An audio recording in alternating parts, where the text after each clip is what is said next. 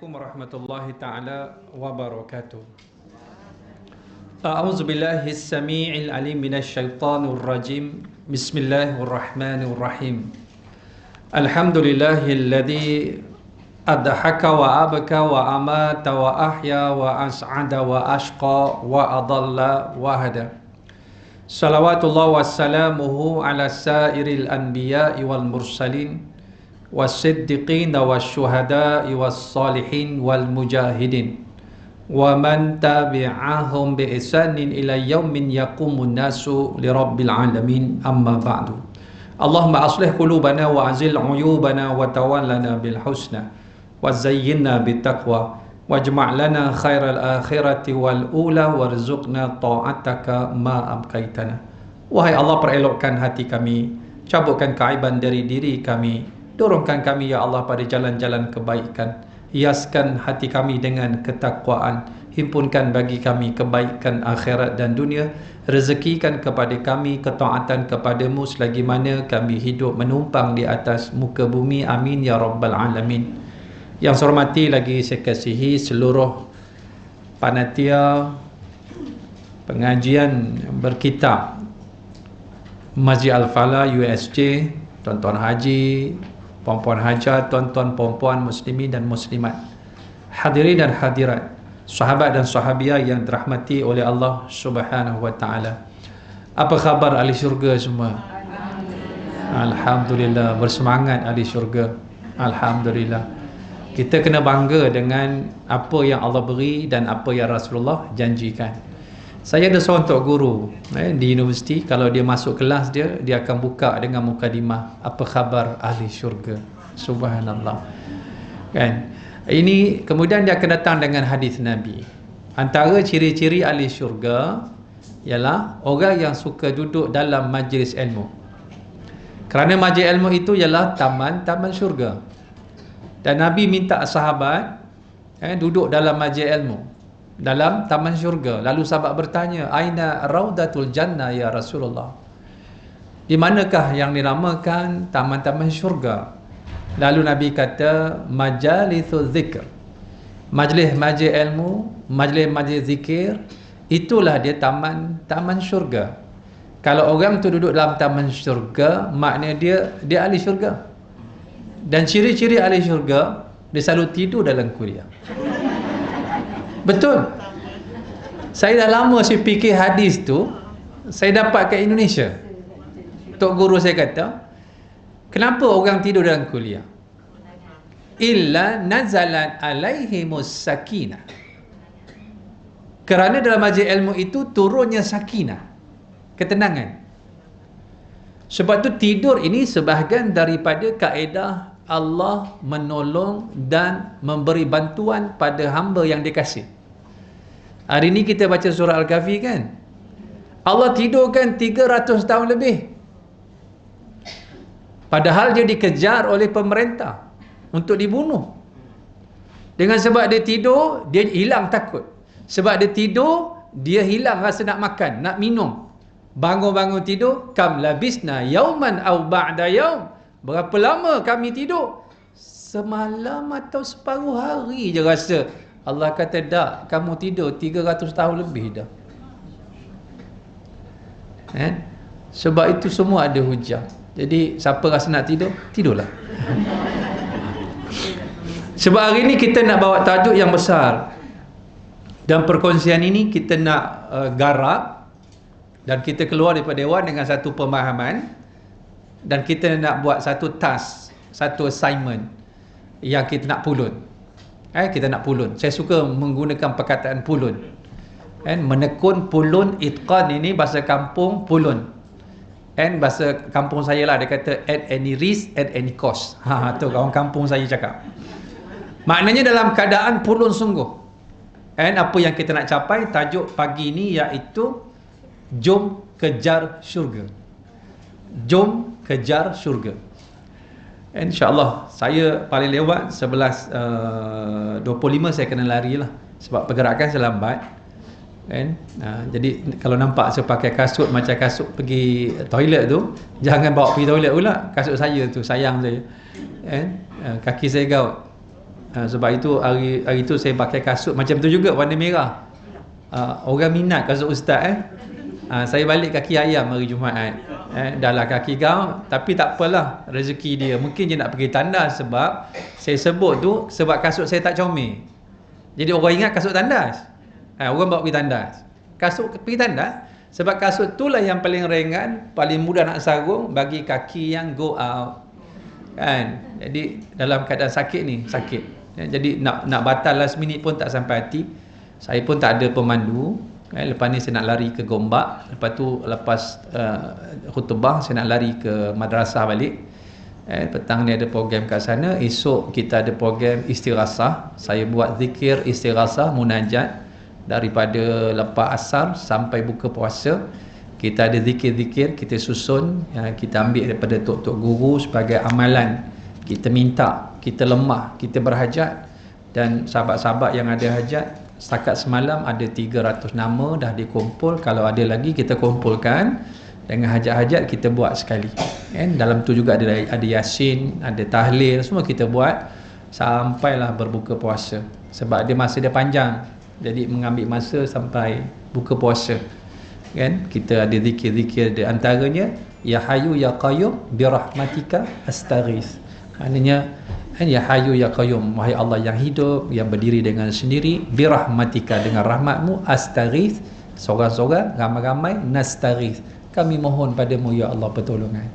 InsyaAllah esok kita buat di madrasah yang sahabat-sahabat dah sampai itulah, kita buat kat surau. Saya akan pimpin insyaAllah. Jadi insyaAllah kita kena disiplin lah pagi ni boleh dah insyaAllah, mudah-mudah saja. Bila tajuk dia jom kejar syurga, saya nak sebut bahawa dia satu program yang besar. Dia perlu kepada jiwa yang besar, dan jiwa yang besar ini hanya boleh dilahirkan dengan ilmu. Sebab tu ilmu ini dia asas dalam kehidupan. Nak kenal Tuhan, ilmu tauhid. Nak tahu ibadah, ilmu fiqh. Nak bentuk akhlak, ilmu tasawuf. Semua ilmu. Dalam keadaan ilmu ini, dia menjadikan hidup kita sistematik, well organized, tersusun.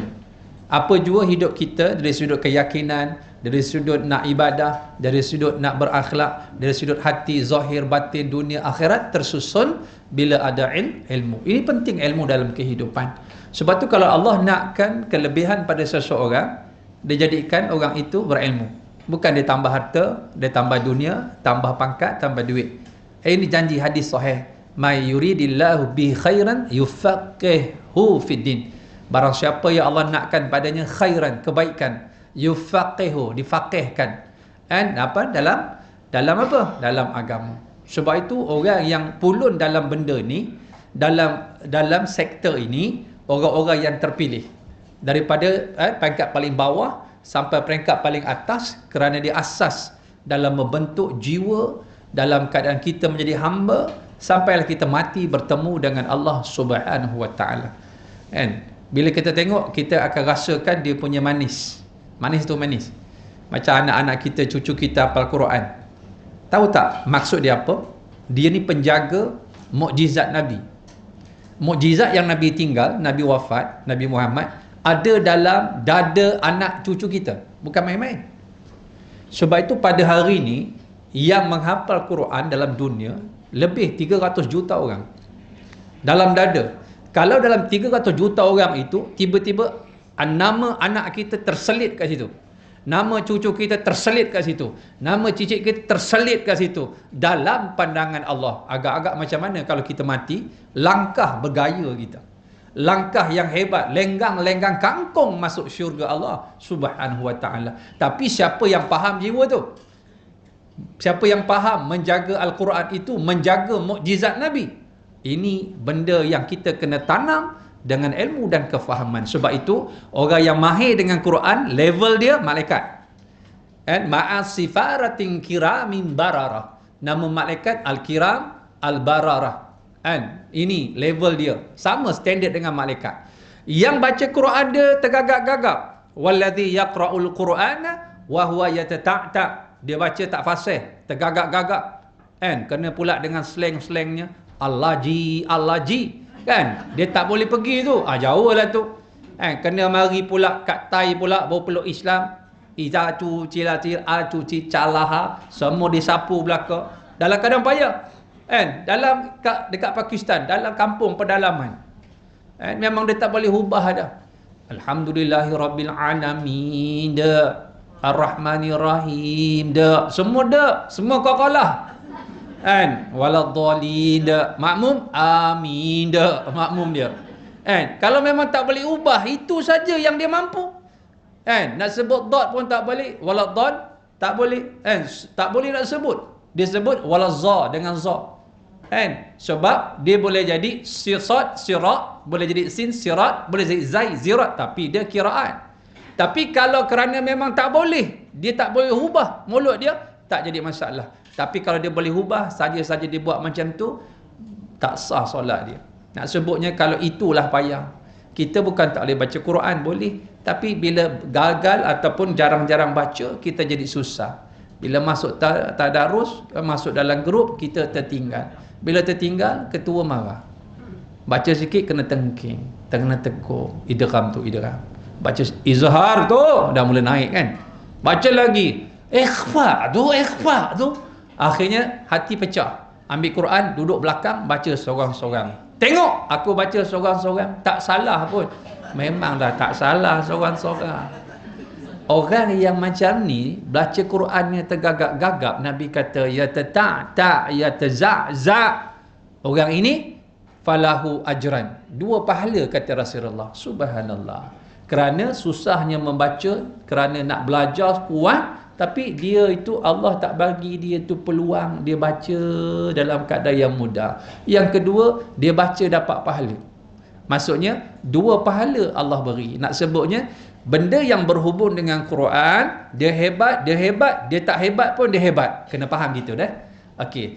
Jadi dalam keadaan kita nak ambil beberapa ayat, dalam kita memahami jom kejar syurga, Allah nak membawa pada kita 1 bulan dalam setahun, bulan yang luar biasa daripada biasa. Maksud saya di sini, Allah dia suka buat benda yang sensasi. Supaya orang yang mendengar rasa teruja untuk mengejar benda yang sensasi. Perasan tak? Perasan Sampai berbalah, padahal benda biasa je. Biasa je bendanya. Bercerai, gaduh rumah tangga. Biasa, tak tahu orang gaduh kan? Dalam dewan ni, siapa tak pernah gaduh dengan suami dan angkat tangan? Sedangkan lidah lagi tergigit, ini kan pula suami isteri. Mesti bergaduh punya. Yang suruh kahwin dengan Hajar siapa? Sarah suruh. Lepas kahwin, yang cemburu Sarah juga. Ini bukan Sarah Samsul, Nabi Ibrahim. Kes satu duduk dekat Mekah, satu dekat Palestin. Kes apa? Kes cemburu lah, jealousy lah, perasaan. Tapi bila dia sensasikan, dia jadi sensasi. Sebab itu kita kena faham kaedah ini. Kalau kita baca surat khabar pagi ni, seorang postman digigit anjing di USJ semalam. Ini cerita tak? Ini bukan cerita. Sebab tiap-tiap hari orang kena gigit anjing. Yang jadi cerita, seorang postman menggigit anjing di Masjid Al-Falah. Yang ini cerita. Seorang budak 5 tahun dipatuk ular di Gua Musang. Yang ini biasa. Tetapi ceritanya seorang budak 5 tahun menggigit dan membunuh, bahkan membaham seekor ular tenduk, ular selak sepanjang 20 meter. Yang ni cerita. Sebab tu Allah nak cerita pada bulan ini benda yang luar biasa, extraordinary. Kalau bulan-bulan lain kita kejar syurga, bulan Ramadan syurga kejar kita. Ramadan ni syurga Allah hidangkan depan kita. Ramadan ini Allah bawa syurga dekat dengan kita. Tetapi ada orang tak boleh masuk syurga, tersungkur di pintu syurga. Apabila tidak memahami akan cerita sensasi yang Allah nak bukakan kepada orang yang beriman.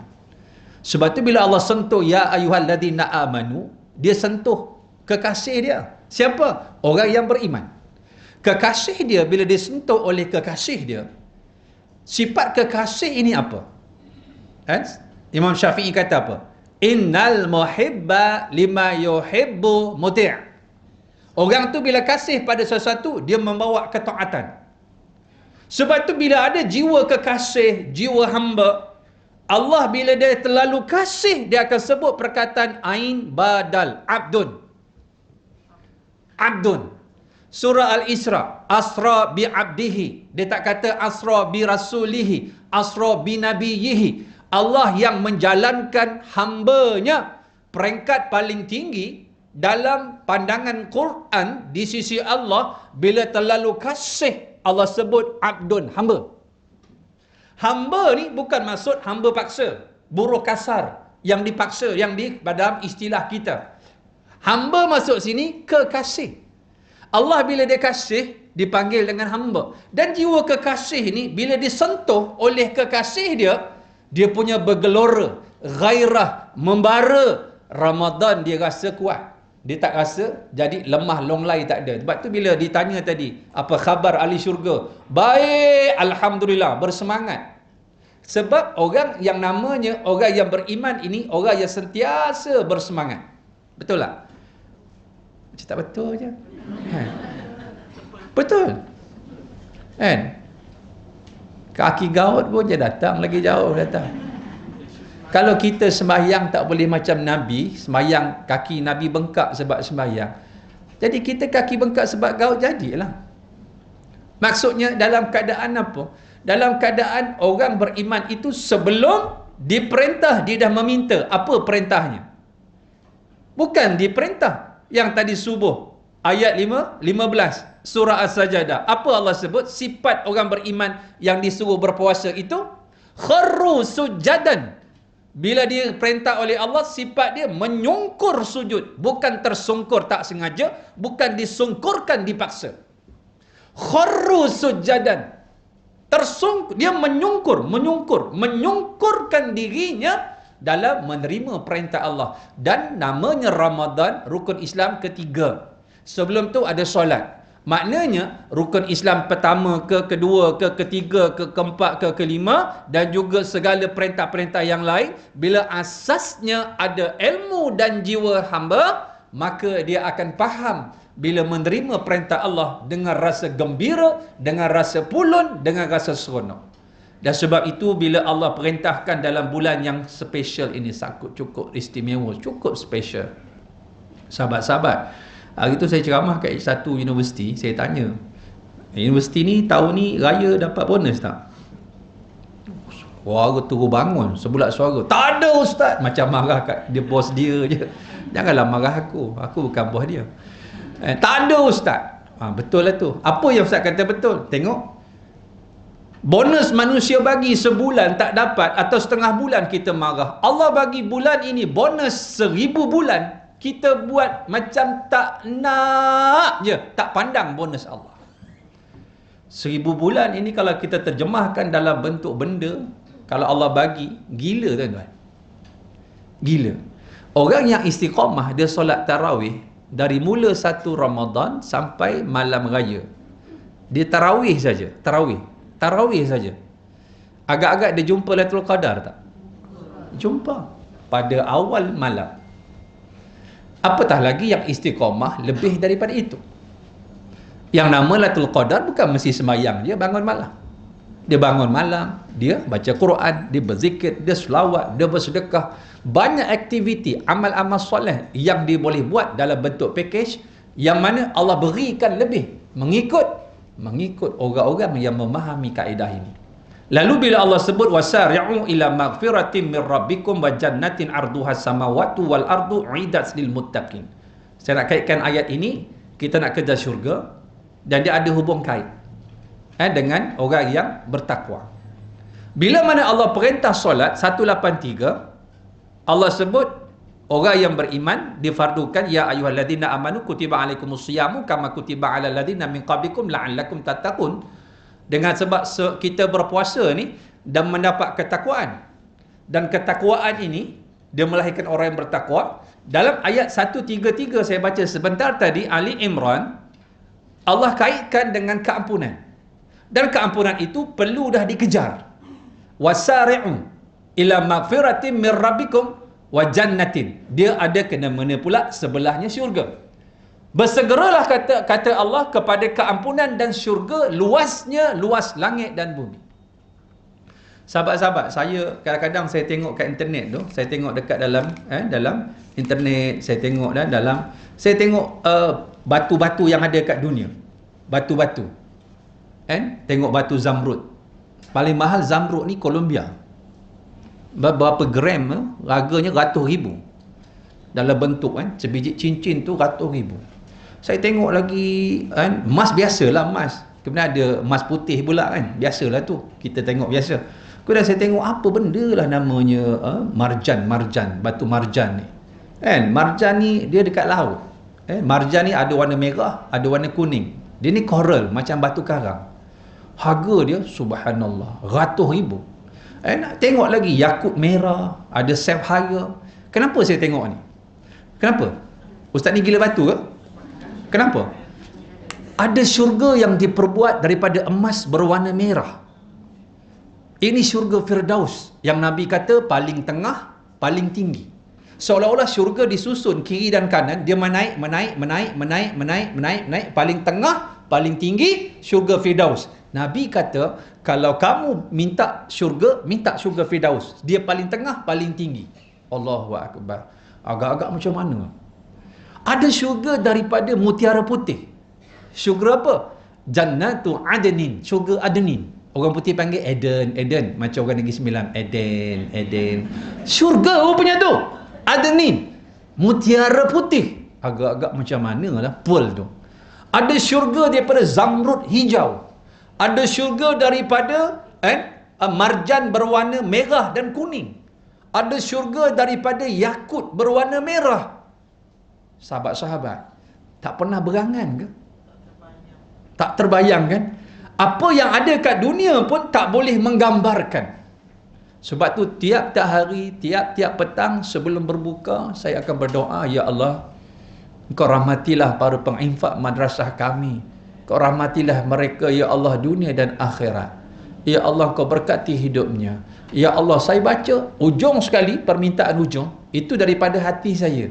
Hujung sekali, Ya Allah, Kau masukkan mereka ke dalam syurga-syurgamu yang diperbuat daripada emas berwarna merah, daripada zamrud berwarna hijau, daripada mutiara berwarna putih, daripada semua tu saya sebut. Sahabat-sahabat, saya menangis sahabat-sahabat. Kenapa saya menangis? Sebab saya cemburu dengan orang yang dah buat baik, dia meninggal. Ada orang dia meninggal, dia menyesal. Allah sebut surah Al-Munafiqun sebab bab sedekah. Lau akhartani ila ajalin qaribin fa asaddaqa wa akum minas salihin. Ya Allah, kalau kau dapat tangguh aku sesaat, aku nak sedekah. Dia menyesal sebab sedekah. Dalam surah An-Nisa disebut qala rabbirji'uni la'ali a'malu salihan fima taraktu. Wahai Allah, kembalikan aku kat dunia, aku nak buat amal-amal soleh yang aku ini tertinggal, Ya Allah. Dia juga menyesal tak buat amal soleh. Seolah-olah ada orang meninggal, dia menyesal. Kita duk rasa, untunglah aku. Sebab apa? Sebab aku masih hidup boleh buat amal soleh. Jangan, bertenang dulu. Ada orang meninggal, dia kata apa? Kita ni rugi. Kerana dia dah nampak janji Allah, pahala Allah, lah ni sedang berdondang sayang di alam barzah. Sedang rasa seronok di alam barzah dengan janji Allah. Kita ni belum jumpa lagi. Sebab tu kita kadang-kadang terasa bagaimana mereka ini diangkat oleh Allah. Kita rasa kita yang belum mati ni rugi. Sebab al-mautu tuhfatul mu'min. Kematian itu satu nikmat, tuhfah, keseronokan bagi orang beriman. Setelah puas penat bekerja, lalu dia berehat. Sebab tu bila kita mati, belum masuk syurga, alam barzah saja, tak perlu solat. Tak perlu kuliah ni, tak payah. Tak payah penat-penat kuliah, ngantuk-ngantuk, tak payah. Tadarus tak payah. Zikir tak payah. Sedekah tak payah. Berdondang sayang. Nabi kata, naumatal arus, tidurlah kamu sebagaimana tidurnya pengantin. Sebab apa? Sebab dia dah dapat apa yang dijanjikan oleh Allah Subhanahu wa taala. Dan benda ini Allah berikan pada kita dalam syarat-syarat dia. Sebab itu bila Allah kata wasari'u, bersegera kepada keampunan dan syurga yang tadi itu, yang kita dengar pun kita jadi khoyal, kita dengar kita jadi seronok, kita dengar jadi rasa gairah. Sebab itu Allah jadikan sipi-sipi je, seolah-olah itulah gambaran, padahal bukan. Allah sebut ada sungai daripada Zanjabil Halia. Adakah Halia yang kita duk rasa? Bukan. Ada sungai daripada madu asal. Adakah madu tualang? Bukan. Kita ada sungai daripada halib, susu, laban. Adakah sungai itu sungai susu kita ni? Tidak. Tapi nak sebut, Allah berikan pada kita sipi-sipi. Bila Allah tunjukkan, itu tadi disebut subuh. Fala ta'lamu nafsun ma ukhfiya lahum min qurrati a'yun. Allah jadikan setiap saat di dalam syurga itu surprise. Kalau ahli syurga itu dia ada penyakit lemah jantung, dia mati setiap saat. Belum sempat mati lagi. Belum sempat mati lagi. Allah terperanjat dengan Allah punya pemberian di sana. Dalam keadaan kita ni, sahabat-sahabat, inilah yang kita nak bina dalam hati dan jiwa kita, menjadi gagah dan kuat dalam mengabdi diri pada Allah. Sebab itu bila disebutkan lagi hujung itu, yang tadi nama syurga, uiddat lil muttaqin. Allah sediakan untuk orang yang bertakwa. Jadi puasa, keampunan, takwa, semua besar-besar ni. Semua benda besar-besar. Dan ciri-ciri takwa itu Allah sebut surah ini sikit, Allah sebut surah ini sikit. Kalau kita kumpulkan, dia saling kait mengait. Dalam surah Al-Baqarah awal-awal lagi, Quran ini petunjuk untuk orang bertakwa. Allah sebut satu-satu. Alladzina yu'minuna bil ghaibi wa yuqimuna salata wa mimma razaqnahum yunfiqun. Sampailah bawah. Ciri-ciri orang bertakwa. Dan dalam ayat 133 ini bersambung sifat orang bertakwa. 134 Allah sebut lagi. Allah sambung lagi. Apakah yang dikatakan syurga Allah siapkan untuk orang bertakwa? Dalam keadaan Allah sebut lagi alladzina yunfiquna fis sarra wad dharra. Orang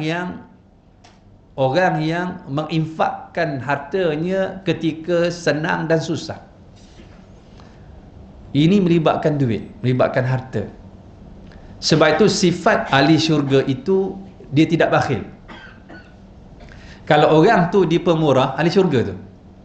Sebab hadis Nabi kata as-sakhiyu qaribum minallah, qaribum minan nas, qaribum minal jannah, wa ba'idun minan nar. Orang yang pemurah itu dia dekat dengan Allah. Dia dekat dengan orang. Manusia dekat. Dan orang yang dekat dengan dia ni suka mendoakan dia. Kan? Kita berhenti kat traffic light, nampak orang Pakistan, kadang-kadang Bangladesh, dia pegang tasbih, pakai kupiah, minta sedekah. Sahabat-sahabat, dia bertasbih tu. Kita doa, dia doa, belum tentu doa siapa tajam. Kenapa tak tumpang doa dia? Sedekahlah. Dia memudahkan kita, dia datang. Jangan marah kalau tak nak bagi. Tapi kalau setakat bagi RM1, RM5, apalah sangat? Jatuh miskin ke? Apalah sangat? Cuma hati rasa berat. Kenapa berat? Syaitan dia tak nak kita diampunkan. Sebab itu asyaitanu ya'idukumul faqra wa ya'murukum bil fahsya.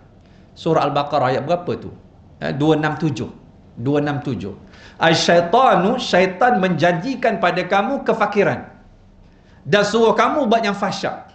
Bersambung ayat, wallahu ya'idukum maghfiratan minhu wa fadlah.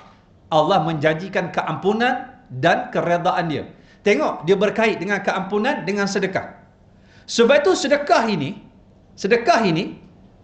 antara benda orang yang suka sedekah, orang ini hidupnya mudah, matinya mudah, urusan mudah, dihisap mudah, sampai masuk syurga mudah. Kerana apa? Ada satu pintu namanya pintu sedekah yang Allah ciptakan untuk orang yang suka infak. Dan sifat infak ni namanya benda yang sunat. Dia sifat ahli syurga. Alladzina yunfiquna fis sarra wad dharra. Ketika susah pun dia infak. Kan? Kita jumpa luar biasa. Allah suka sayang orang kaya yang pemurah. Lagi Allah sayang orang miskin yang pemurah. Ada seorang lelaki penarik beca kat Indonesia. Hari macam ni, hari Jumaat, dia infak. Cara dia bawa beca, tak ambil upah. Kami kan belajar kat Indonesia, kita tengok orang ambil makanan dekat tong sampah. Nak makan pun kami tak sampai hati nak makan. Ustaz Razuki, sebelum makan, dia pastikan orang tu makan dulu, dia bagi duit. Tapi Ustaz Suzuki tanya budak-budak ni kan, kamu sudah solat? Belum pak. Boleh solat? Boleh pak. Kami semua dipanggil bapa. Tapi bila kita bagi dia duit, suruh makan, dia tak beli. Dia simpan untuk keluarga dia kat rumah. Ini jiwa dia. Jiwa dia susah. Tapi dia walaupun dia susah, tetapi dia ada jiwa infak. Dia bawa beca, orang kaya naik beca dia. Sebab tu kita ni jangan cerita harta kita hebat, kita kaya, sebab kadang-kadang ada orang yang kita cerita kat dia, dia lebih kaya daripada kita. Dia tak heran pun dengan apa yang kita cerita. Kita yang syok sendiri. Yang kedua, jangan cerita kekayaan kita pada orang. Terkadang orang yang kita cerita nampak miskin, orang miskin tu tak terliur pun dengan kekayaan kita, sebab dia ada satu kekayaan yang tak ada dalam diri kita. Dia ada Allah dalam hatinya. Ada ustaz tak ada apa pendapatan, PKP, rumah pun tak ada beras. Kita bawa makanan, bawa duit pergi bagi kat dia, PKP. Dia kata apa? Ustaz, bagi orang lain lah ustaz, saya rumah tak apa, saya ada. Padahal rumah dia kita tahu tak ada beras. Dalam keadaan dia memerlukan, dia nampak orang lain lagi. Ada orang jiwa macam ni. Ini yang Allah lebih kasih ni. Penarik beca ni, bila sampai je, dia tak ambil apa? Tak ambil upah. Orang itu kenapa? Hari ni Jumaatan, lagi gratis sedekah. Tak puas hati orang kaya ni. Minggu depan Jumaat dia bawa, dia pergi charter, dia cari penarik beca ni, bawa pergi lebih jauh lagi, perasakan dia. Tetap jawapan dia sama, Jumaatan lagi gratis. Bawa lagi jauh lagi, Jumaat yang seterusnya, Jumaatan. Sampai orang kaya ni kata, bawa aku pergi rumah kamu. Rumahnya macam reban ayam. Miskin sangat. Kenapa kamu begini? Bukankah itu yang saya mampu untuk saya bersedekah pada jalan Allah dengan tenaga saya? Orang kaya ni menangis dia. Dia bawa orang satu keluarga bawa pergi Mekah. Sahabat-sahabat, ini jiwa yang Allah bina dalam hidup. Sebab itu dia terikat ni, keampunan dia terikat dengan sedekah. Sebab apa? Sedekah itu dibenci oleh syaitan. Syaitan tak nak kita sedekah. Ini timbul penyakit dipanggil asyahih, bakhil. Sebab itu orang yang as-sakhiyu, yang pemurah itu dekat dengan Allah, dia dekat dengan orang, dia dekat dengan syurga, dan dia jauh dari neraka. Dan orang yang al-bakhil wasyahih, orang yang bakhil itu dia jauh daripada Allah, jauh dari manusia, jauh daripada syurga, wa qaribum minan nar, dan dekat dengan neraka. Wa na'udzubillah. Sebab itu dalam keadaan ini Allah sebut cirinya. Apa lagi Allah sebut? Wal kaziminal ghaiz. Orang bertakwa itu orang yang sabar. Dia menahan diri dia ketika marah. Wal kaziminal ghaiz. Kazim ni dalam keadaan dia apa? Dia menahan kemarahan. Ketika dia boleh marah, dia tahan. Sebab tu perkataan sabar itu sadbara, bahasa Arab, al-man'u, menahan. Kita boleh marah, kita tahan. Menderita tak hati? Menderita. Sakit tak kepala? Sakit. Sebab tu kita tahan. Apatah lagi kita mampu menjawab, kita tahan. Antara orang yang boleh masuk syurga sebab dia tarkul mira'. Dia tinggalkan perdebatan, perbalahan, walau kana muhiqqan, kata Rasulullah. Dia mampu untuk marah, dia mampu untuk lawan, untuk dia argue, tiba-tiba dia tahan. Orang ni masuk syurga. Subhanallah. Sebab itu kehidupan kita ini menjadi orang yang sabar ini, dia sama macam puasa. Orang yang sabar ni Allah kata apa? Dia punya ganjaran bi ghairi hisabin. Puasa begitu juga. Kita tak perasan tau. Sabar ni dia perbuatan hati. Tak boleh saya kata pagi ni saya punya kesabaran saya ustaz 25 kg. Boleh? Tak boleh. Tapi kesabaran itu boleh dilihat dalam perwatakan penampilan dia. Orang-orang yang sabar itu dalam kehidupan. Sabar diuji, sabar dengan nikmat, sabar dengan apa dia? Lagi ujian dan kesusahan dan nikmat, dan sabar dalam ketaatan. Ketaatan pun perlu kepada kesabaran. Bukan senang. Kerana benda-benda ini dalam keadaan dia cukup-cukup. Lebih-lebih di hujung zaman. Nabi kata, kaqabidina alal jamr. Dalam riwayat yang lain, kaqabidina alal syauq. Orang yang memegang agama akhir zaman seperti menggenggam bara api yang panas. Seperti duri yang tajam. Penting kan? Penting. Dalam keadaan apa lagi? Dalam keadaan sifatnya lagi. Wal'afina aninas. Ini yang diajar oleh Nabi kepada Abu Dzar. Antasila rahim. Hendaklah engkau, wahai Abu Dzar, menyambung silaturahim. Walaupun orang itu dia cari balah, dia tak suka. Sifat orang yang masuk syurga tadi, dia suka memaafkan. Memaafkan orang ni susah. Meminta maaf lagi susah. Tak salah, dia minta maaf, lagi susah. 3 benda Memaafkan, susah. Minta maaf, lagi susah. Tak salah, minta maaf, merendah diri, tawaduk, mengaku salah atas kesalahan orang, lagi susah. 3 benda. Allah sebut, wal'afina aninas. Orang-orang yang mana dia memaafkan orang. Sahabat-sahabat, siapalah kita ni dalam keadaan makhluk yang lemah. Dalam keadaan kita tak rujuk balik kepada Allah Subhanahu wa taala. Sebab itu Allah sebut dalam satu ayat, thumma awrasnal kitabal ladzina astafaina min ibadina faminhum zalimun li nafsi wa minhum muqtasidun wa minhum sabiqun bil khairat. Surah apa tu? Surah apa nama dia? Surah Fatir ayat 32. Allah kata, Quran ni kami berikan pada orang-orang yang beriman. Semua ni beriman belaka. Dalam keadaan Allah berikan kepada mereka itu ada 3 golongan yang bermuamalah dengan Al-Quran. Pertama, orang yang zalim dengan diri dia sendiri.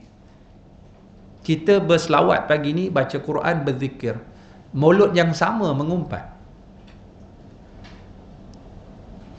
Kita bertasbih, subhanallah, subhanallah. 1000 tengok, 1000 dah. Subhanallah, subhanallah. Tengok 2000 dah. Mulut yang sama kata orang.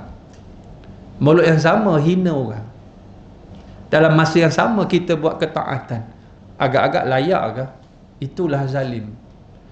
Wad'u syai' fi ghairi mahallihi. Letak satu bukan pada tempatnya. Sifat orang zalim ni apa Allah kata? Ini masa dia. Walladzina idza fa'alu fahishatan aw zalamu anfusahum zakarullah fastaghfaru li dhunubihim wa ma yaghfiru dhunuba illa Allah wa lam yusirru ala ma fa'alu wa hum ya'lamun. Sambungan dia lagi tu, Ali Imran 135. Adapun yang orang apabila dia itu melakukan perbuatan yang keji, fahisyah, maksiat, au zalamu anfusahum, atau menzalimi diri dia, lalu dia teringat akan Allah, dia teringat Ramadan ni, ra mim dad, Ramadan ni bahasa Arab ni apa benda? Pada bahasa dia. Kenapa dia kata panas? Dia kata terik. Ramad ini dipanggil sumiya Ramadanu li'annahu yarmuduz dzunub. Ramadan itu dipanggil Ramadan. Kenapa dipanggil bakar? Kerana pada bulan Ramadan itu dosa-dosa dibakar. Dosa-dosa dibakar dengan apa? Dibakar dengan apa? Yuharriquha bi'a'malis salihat. Lalu dosa-dosa itu dibakar dengan amal-amal yang soleh. Amal yang soleh yang Allah bagi package dalam Ramadan itulah yang membakar dosa-dosa dalam tempoh 11 bulan dari setahun, dicuci dalam satu major service, iaitu bulan Ramadan. Sebab tu amal soleh dia mari package. Ramadan dia bukan cerita puasa saja. Bahkan Ramadan tu tak terkenal pun sebelum datangnya Rasulullah. Yang terkenal 4 bulan saja, minha arba'atun hurum. Setahun Allah kata ada 12 bulan. Surah apa tu? At-Taubah ayat 36. Dari setahun tu 12 bulan, ada 4 bulan haram yang dimuliakan sejak Arab Jahiliyah. Zulkaadah, Zulhijjah, Muharram, kemudian ialah Rejab 4.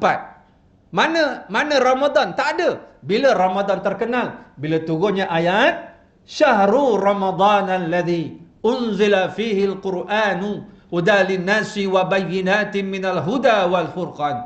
Bila marinya Ramadan, bulan Ramadan, hijrah kedua Nabi sampai Madinah, 2 tahun setelah Nabi sampai Madinah, turun suruh puasa. Ramadan jadi popular. Ramadan jadi popular sampai hari ini. Ramadan jadi popular. Dalam Ramadan bukan cerita puasa saja, dia mari package siyaman wa qu'udan wa siyaman wa qiyaman. Ada puasa, ada menghidupkan dengan program. Sebab itu bila mari Ramadan, dia bulan pesta bagi orang beriman. Sebab tu bagi bulan ini, sahabat-sahabat, kita dah lama puasa, henti-hentikanlah.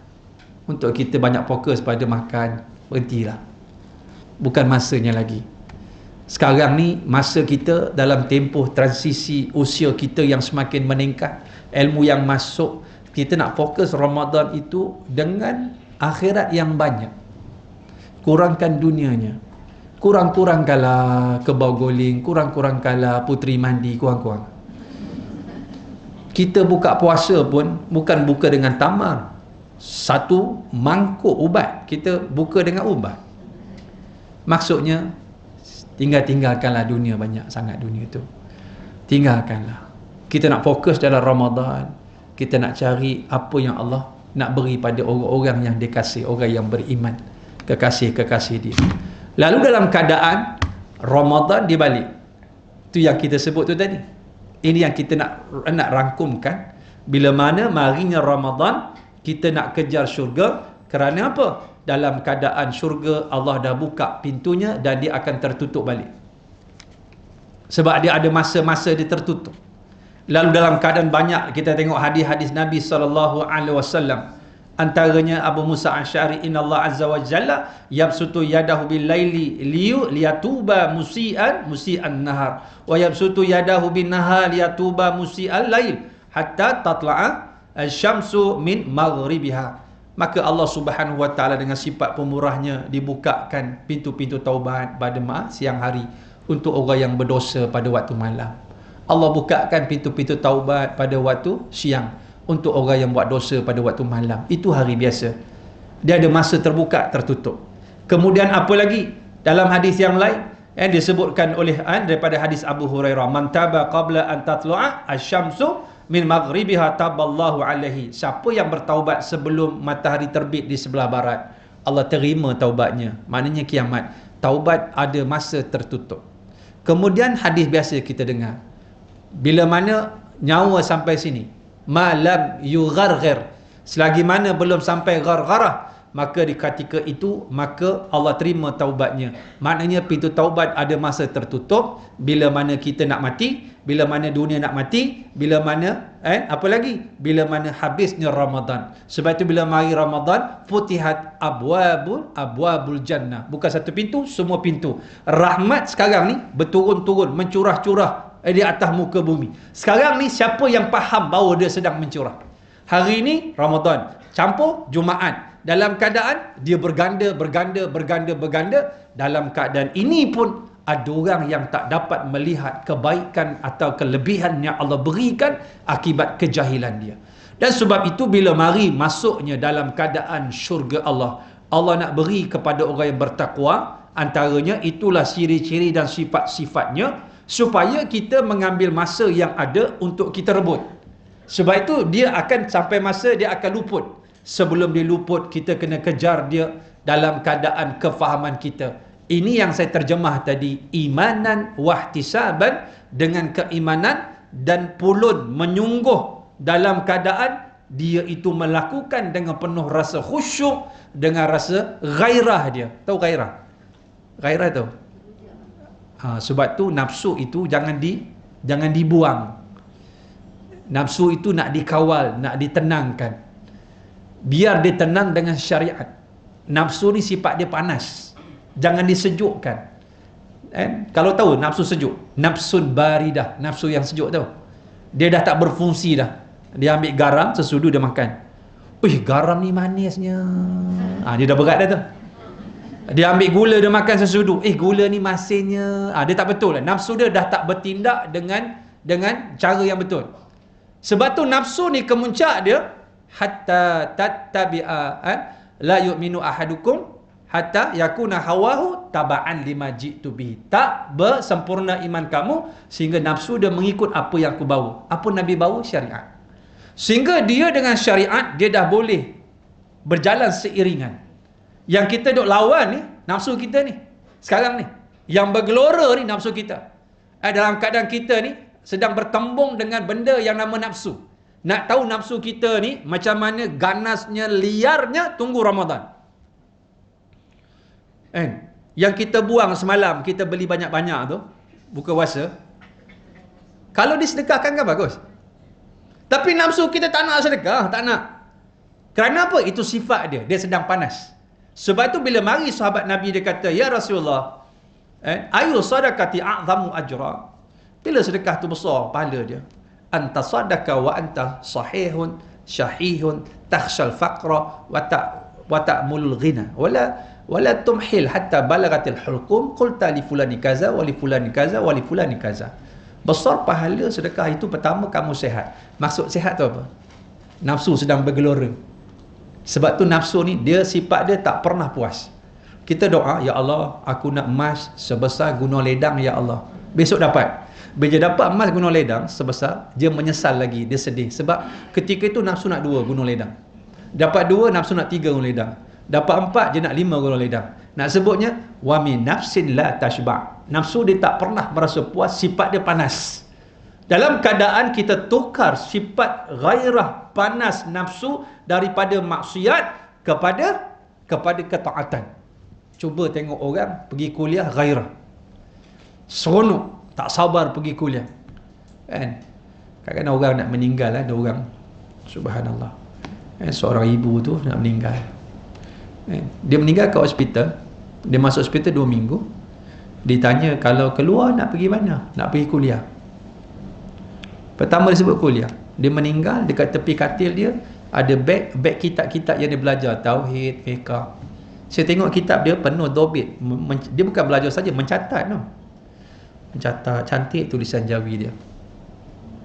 Subhanallah. Orang macam ini mati dapat pahala syahid. Tahu? Bukan cerita lama, cerita baru dah. Syekh Burhan sebut, Syekh Isham Al-Burhani daripada Syria, bagaimana seorang laki-laki penggali kubur. Orang Syria, bukan Payi Jaras. Syria. Ulama besar ni. Bila ada orang meninggal, kadang-kadang orang tak ramai datang. Jangan risau kalau kita meninggal, orang tak ramai datang. Kadang-kadang yang ramai datang malaikat. Pagi ni ada orang special bagi saya meninggal.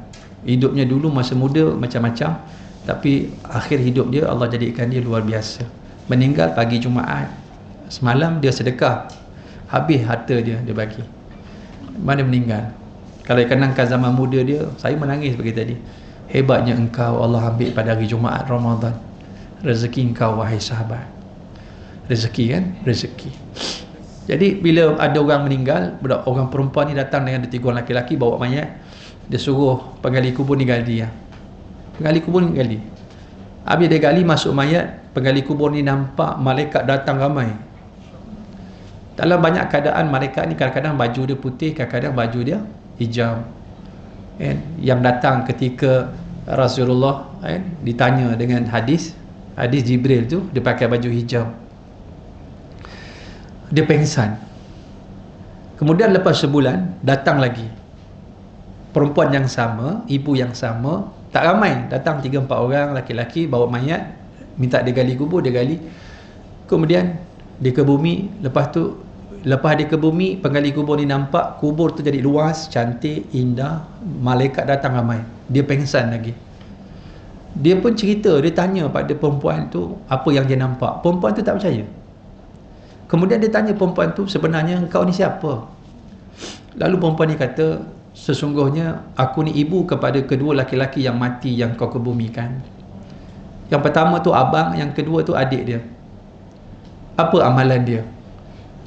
Yang pertama abang tu kerja biasa je, Cuma abang ni dia menyara adik dia yang belajar agama.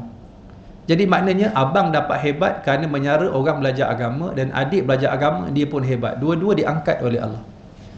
Dia lari pergi ke Masjid Jami' dekat Syam, dekat Syria, dekat Dimash, Damsyik, nak belajar kitab. Sedangkan penggali kubur ni umur dah 40 tahun lebih. Baru nak belajar nahwu, baru nak belajar balaghah, baru nak belajar istilah tu, istilah ni, mustalah tu, mustalah ni, baru nak belajar. Tok-tok guru tak terima lah. Dia pun cerita keadaan kelebihan yang dia nampak ketika dia gali kubur. Tok-tok guru semua jadi terpegun dan benarkan dia belajar. Akhirnya yang penggali kubur jadi seorang ulama, namanya Syekh Abdul Rahman Al-Hafari. Al-Hafari sempena dengan nama kerjanya dulu hafir, penggali kubur. Jadi ulama besar. Kesungguhan belajar itu setelah melihat kelebihan yang Allah berikan depan mata dia. Sahabat-sahabat, benda ni bukan benda yang mustahil. Macam kat Turki, budak boleh tahan hidup 9 hari bawah runtuhan bangunan. Tak ada makanan, tak ada minuman, tak ada oksigen. Budak ni kata apa? Setiap kali dia lapar, datang laki-laki bagi makan. Malaikat datang. Habis yang laki-laki seorang tu dekat Kahraman Maras, nama tempat. Sebab bila berlaku kat sana, saya teringat saya ada 2 pelajar kat sana, tapi dua-dua dah dibawa balik dah, bercuti sebab minta kerajaan Malaysia bawa balik. 2 dekat mana? Dekat Gaziantep University. 2 pelajar saya daripada pelajar daripada Madrasah Kak Muar. Kawasan-kawasan ni Kahraman Maras, Gaziantep, Diyarbakir, Adiyaman, ini kawasan-kawasan berlaku ni. Sahabat-sahabat, laki-laki ni kat Kahraman Maras ni, dia dalam mayat banyak, oksigen tak ada, makanan tak ada, dia mati dah. Dalam keadaan dia itu soalan kubur. Lepas tu dia hidup balik dan dia kata menangis-nangis bahasa Turki, dan dia kata apa? Aku tak boleh jawab soalan tersebut sebab aku bukan orang Muslim yang baik. Aku tak semayang penuh. Lepas tu kata dia, aku tak nak tinggal solat, aku nak jadi orang yang baik. Sahabat-sahabat, takkanlah kita ni Allah nak jadikan kita kena mati dulu, kena soal kubur baru kita nak jadi manusia yang faham. Cukuplah dengan apa yang Allah berikan dalam kehidupan kita ini, menjadi orang yang berbeza dalam kehidupan kita menghadapi kehidupan. Sebab itu sahabat-sahabat, dalam keadaan Ramadan kali ini kita nak memaknakan Ramadan agar Ramadan itu lebih bermakna daripada Ramadan yang lalu. Kita istiqamah terus menjadi hamba Allah yang beriman, yang bertakwa, yang sentiasa menyungguh pulun dalam kehidupan dengan program-program aktiviti hidup kita, supaya nanti hidup kita itu bila meninggal dunia ini, kita dalam keadaan kita tu ada sesuatu yang kita bawa. Sahabat-sahabat, belajarlah untuk dilupakan orang. Saya sebut sekali lagi, belajar untuk dilupakan orang. Kalau kita meninggal, kita terkenal, orang ingat kita tak lama, sehari 2 je. Tapi kalau anak yang soleh, dia ingat kita sampai kiamat. Kalau kita mati, kita masuk kubur petang ni, anak kita tak doa kat rumah. Maksudnya anak kita tanam kita dalam kubur, tinggal balik. Begitulah keadaan kita duduk sekarang. Mak ayah kita dah meninggal, tiba-tiba kita tak berdoa, seolah-olah kita letak mak ayah kita dalam lubang, kita timbus, dia terkapai-kapai tanpa oksigen. Begitulah kita nak lahirkan zuriat-zuriat yang baik dalam kehidupan kita. Esok lusa kita pergilah sahabat-sahabat. Kita nak ke mana kita kalau bukan mati? Dan cuma mati, apa yang kita nak bawa? Apa yang kita nak bawa dalam kehidupan ini kalau bukan amal-amal yang soleh kita kepada Allah Subhanahu Wa Taala. Jadi saya rasa cukup sekali itu. Saya tak dapat tahan lama. Tak dapat lama, saya kena lari ke Gombak, Jalan Jen. Saya ada program kat sana. Cuma ada wakaf, flyers wakaf kat belakang tu. Kalau boleh ambil, kalau boleh ambil, sampaikan. Selalu siapa tengok Facebook saya pun tiap hari saya update, tiap hari saya nak tunjuk sahabat. Kalau hari ni masuk bil kan, supplier minta bayar simen, batu dan zinc ke apa ke, saya kata saya akan bayar. Selalunya saya akan bayar Sabtu ataupun Isnin.